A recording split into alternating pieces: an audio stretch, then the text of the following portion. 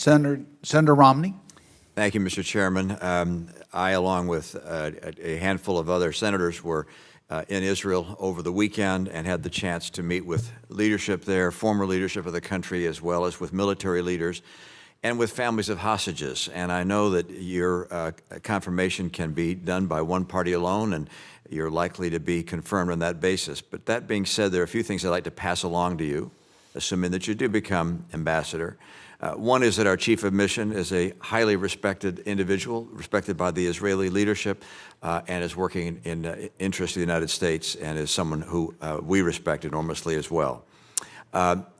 Meeting with the families of hostages, their stories and the experiences are heartbreaking. The outrage, the brutality, the inhumanity of Hamas in the way they took children and others and grabbed them and took them across the border is hard to comprehend. And we need to do everything within our power to secure the release of those hostages. I'd also note that one of the generals, the leading general of the Israeli Defense Forces, said something that's very powerful. He said, Israel and Jews don't do vengeance. We're not going to target Palestinians and try and kill a lot of Palestinians to make up for all the Jews that were killed. That is not our intent. We will do everything in our power to avoid civilian casualties among the Palestinian people. But they're being used as human shields, and in many cases there will be deaths, but they will be unfortunate and not part of an effort on the part of Israel to carry out vengeance. I'd also note that there is a responsibility that every government has, and the Israeli government, of course, has this responsibility as well, to secure the safety and the life of their citizens. And in this case, Hamas has made it very clear that as long as they exist, Israeli citizens' lives are going to be at risk and will be sacrificed. And therefore, it is unacceptable for Hamas to continue to exist, certainly in proximity that they have enjoyed from the Gaza Strip. I would note also that in discussion of what comes next, what's going to happen after, let's assume that the Israeli military is successful in rooting out Hamas. What happens after that? There was no clear response to that, and I didn't expect necessarily a response to that, because the Israeli government and military is focused on how they're going to be successful in rooting out Hamas. That's what comes first, but what comes next is something which will be a great priority for the United States ambassador there.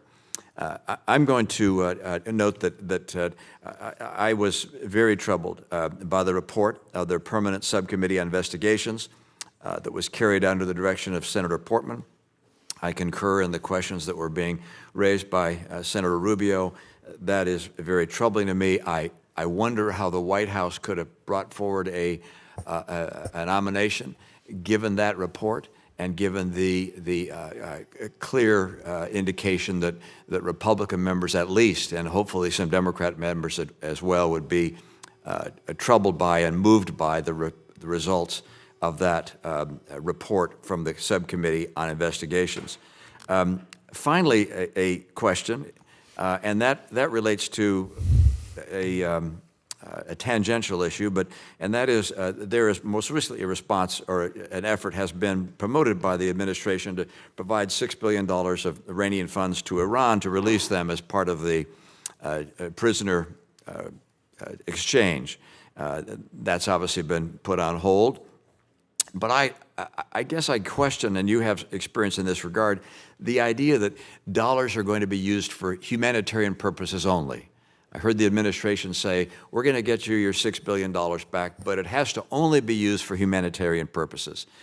Now, I know enough about money to know that funds are fungible, and that if we say, we're going to give you $6 billion, but you've got to use it for food and hospitals for your population, Iran can say, thank you, that's what we use the $6 billion for. Now we've freed up $6 billion that we otherwise would have used ourselves for food and hospital, and now we can use that to build nuclear weapons or provide money to Hezbollah or Hamas. And so, am I wrong? It strikes me that when we say that we're going to give you money, but only for humanitarian purposes, it's entirely disingenuous. It's a way of disguising the fact that we're providing funds to a state sponsor of terror. It's misleading to the American people, misleading to the world. Is there any other way of reading that? Well, Senator, first, I want to agree with you about the difference between defending a country and vengeance. And there's a difference between anger and fury and vengeance. If any of us lived in a country where that large a part of our population had been brutalized in a way that we couldn't hardly imagine, controlling your fury is almost beyond the imagination. I believe they're going to do the right thing and try their best to do it to defend the country, not for vengeance. You know, on the question, you didn't ask it as a question, but the report of the special committee. You know, I have remained close with Senator Portman even since we both left government. I spoke to him as recently as last night. I would just invite anyone who questions whether he thinks that I'm somebody who keeps my word, I would just suggest they talk to Senator Portman. On the question of fungibility of money, as an economic matter, I've many times made the point that money is fungible. But when you're dealing with Iran, you're not dealing with a rational economic player. You're dealing with an evil, malign government that funds its evil and malign activities first. So when Iran gets access to food and medicine for its people, that's food and medicine they wouldn't otherwise have. I can't say that there's no leakage. And when I supported the JCPOA, what I said was our intelligence reports suggest that the vast majority of that money will be used for the neglected purpose of humanitarian expenses. And to the extent that there's leakage, it won't change the thrust of what they do. Sadly, supporting terrorist organizations like Hamas and terrorist organizations like Hezbollah, that's not very expensive. They're doing that anyway. We're trying. I tried as hard as I could. Subsequent administrations tried as hard as they could. Under maximum pressure, they still were doing their malign activities. So it's not a pure economic question. It's really a question of who are we dealing with. We're not dealing with people who trade off guns and butter. Guns come first. Senator Coons? Thank you,